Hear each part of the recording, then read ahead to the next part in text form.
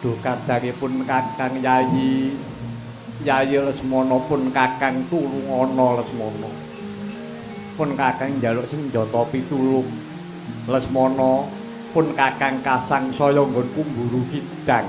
Para Dyagi, aku Tulungana aku njaluk tulung. Aku mati Lesmana.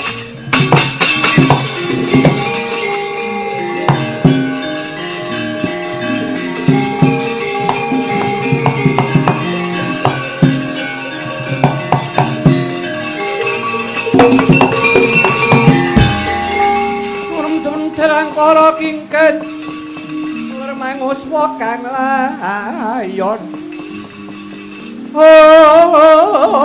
Denyayan memanise Wedanan nira layung Kumel kucemerah nyomaratani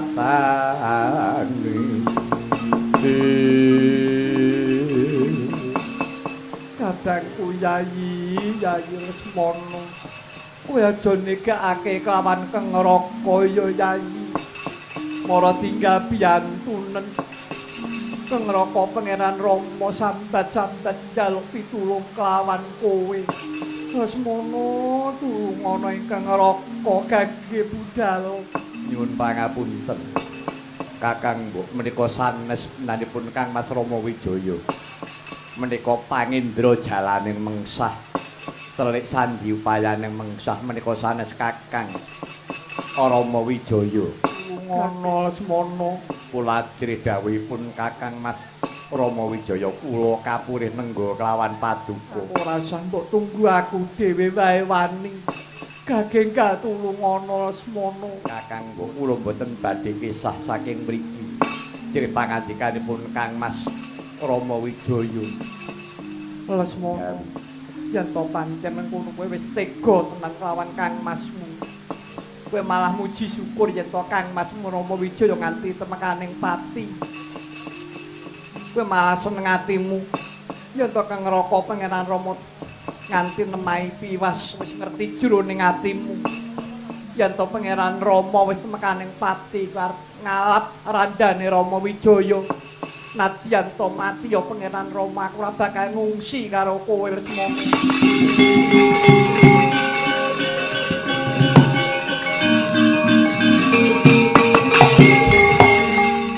Aduh Kakang Mbok.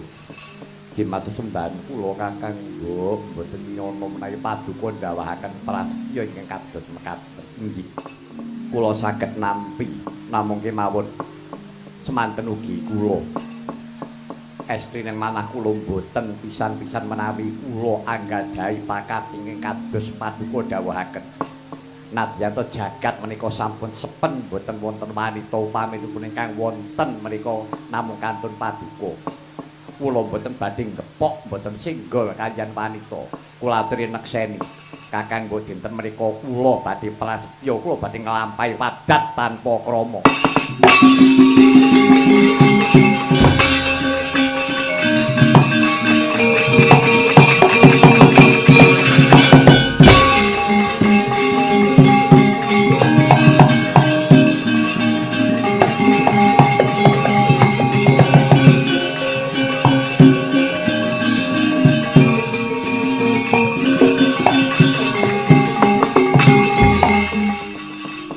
Kakang Mbok jrih kawula ngabdekaken kelawan paduka Kakang Mbok rekyan para sinta. Nadyan to dawuh paduka tumandu ing manah kula kados braja lungit nanging kula tampi kanthi legawa. Inggih badhe kula estaken dawuh pangandikanipun Pangeran Rama Wijaya badhe kula susul mestuti dawuhipun Kakang Mbok. Namung serupa nyuwun kula Kakang Mbok panjenengan sampun ngantos medal saking lebeting arajah Kalacakra.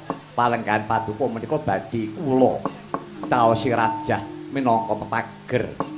Sarana sampun ngantos paduka medal saking lebeting arajah Kalacakra menika.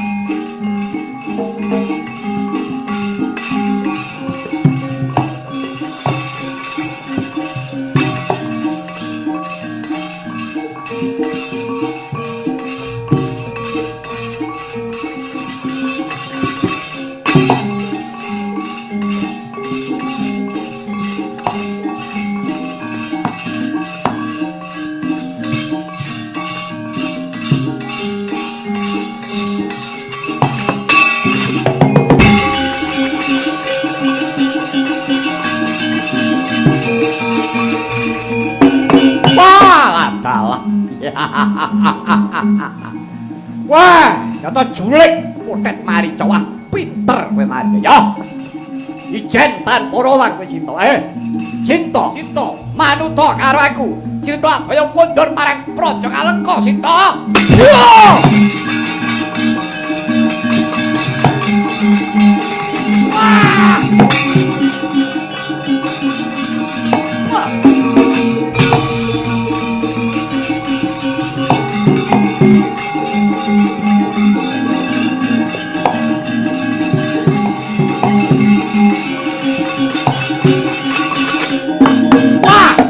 Edian ana malate. Jan ora kelakon. Ping pindho kelakon tak boyo kowe Cinta. Manut. Ya.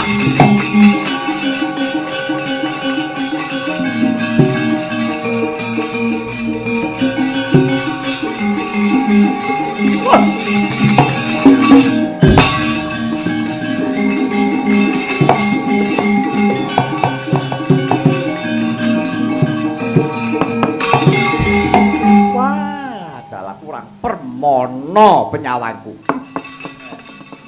Jebul ana rajae sing ngalang-alangi kelawan Cinta. Yo.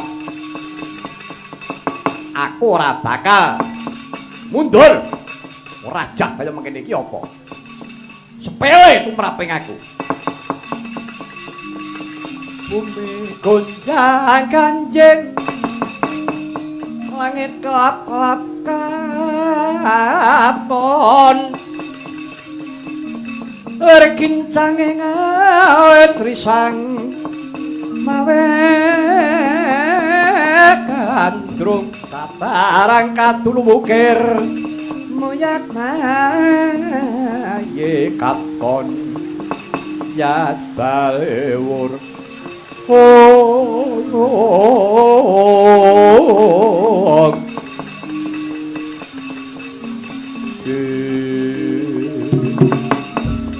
Kacarita Semana Sang Prabu Dasamuka digero ngeningaken cipta nenuwun marang pangwasaning Gusti kinarya nambaraken Raja Kalacakra eling-eling lagi jinangkung karo dewane sami sakala kinedhepaken dadiya tambar aber Raja Kalacakra.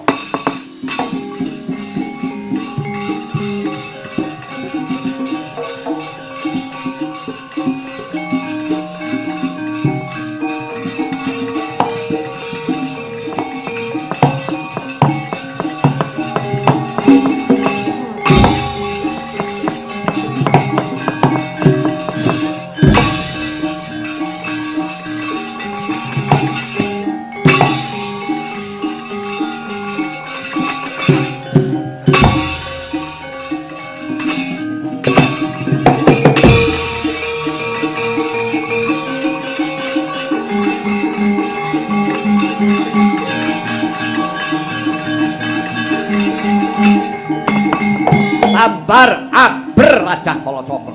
Dudu Dasamuka ora iso nyorong Sinta.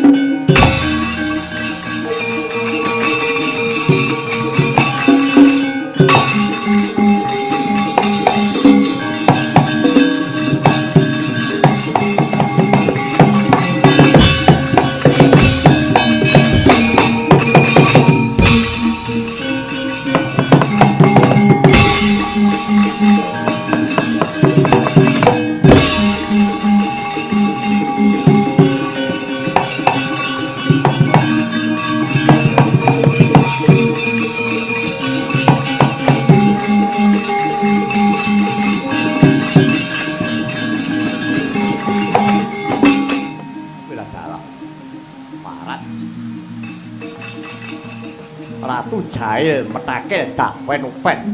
Rahwana anggep apa? Kowe nyidra marang garwaning liyan, kowe medhot marang katenganing liyan. Waspadaan aku Garuda Centayu.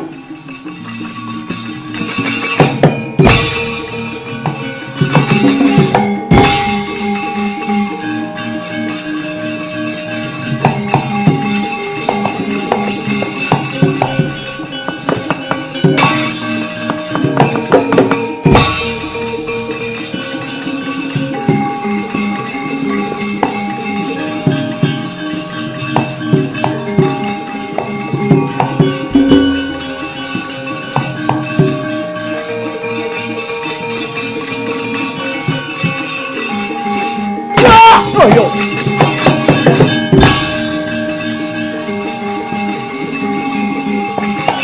Wah. Wah.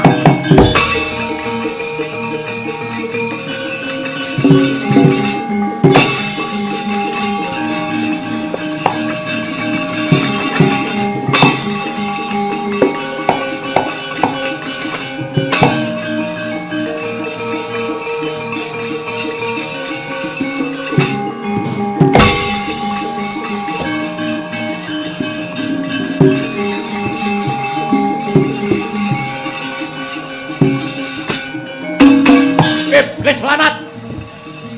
Nang manuk jail kowe. Sing jail aku apa kowe? Parap sapa kowe? Garuda Centayu, Garuda Centayu. Kowe sapa lekno mripatmu gatene gobokmu.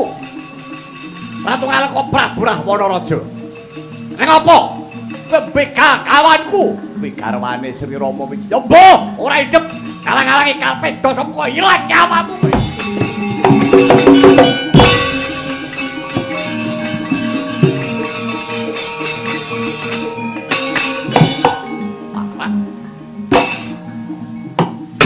Yo, wah, oh, ayah,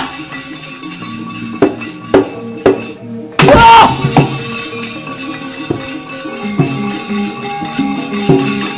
wah, ayah, oh, ayah,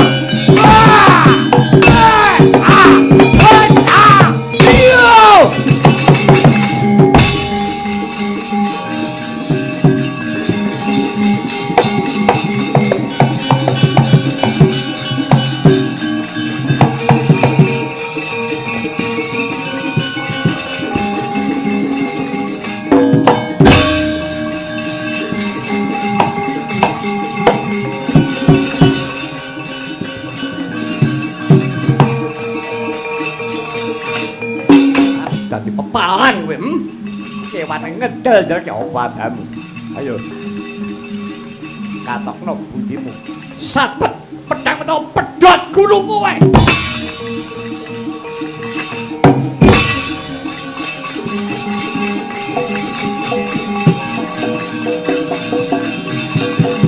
Wah!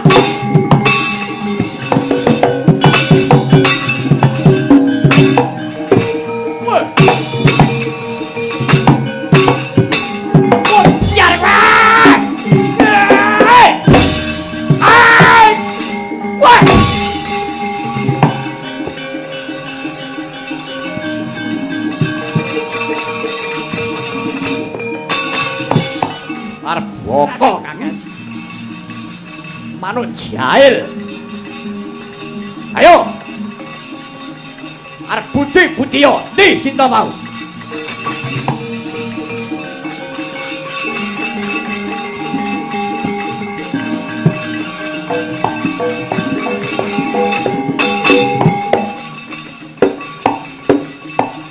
Ayar kadi lah.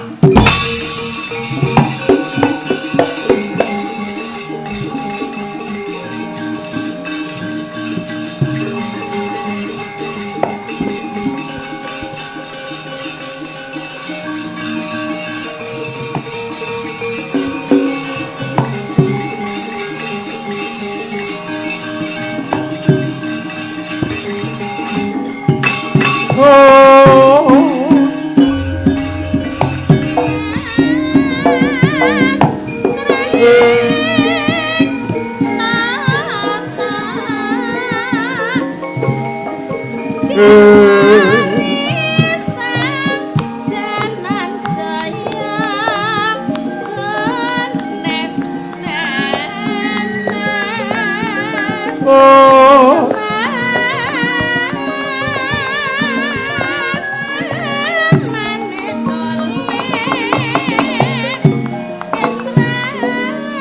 iya jagat yo jagat pramila iki kok dadi ana manuk ingkang kutah ludira iki sapa aduh sinuwun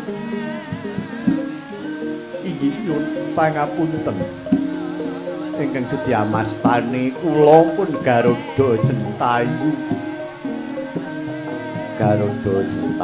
inggih lah kok nganti jeneng sira tatu gegaman kaya mengkono nganti pedhot suwiwimu kang sisih tatu gulumu ana wigati apa Jentayu aduh sinuwun mugi dadosna ing kaunungan Sang Marteng jagat mila kula kados ngaten menika labet anggen kula bebila kelawan garwa paduka sinuwun belani kelawan garwaku inggih garwaku kena ngapa inggih kauningan ingkang garwa rekyan para sinta dinten menika cinidra dening Duratmaka kejulung Prabu Dasamuka Nalendra ing ngaleng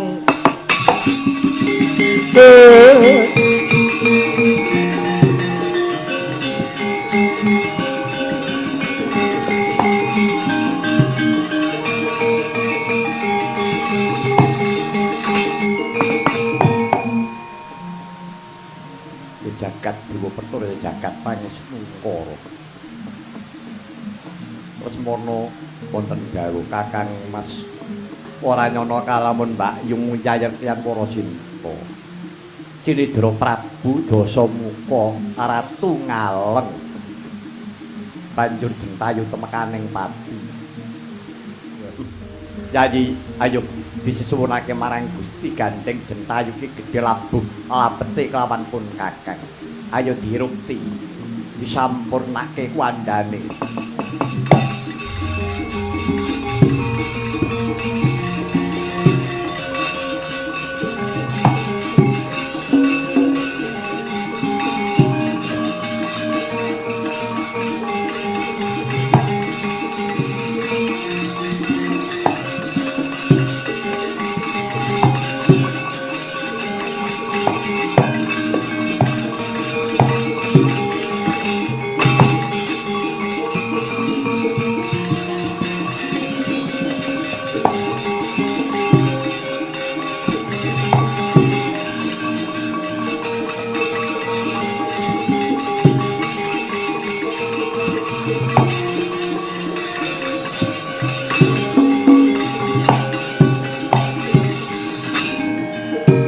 unjung pangtrat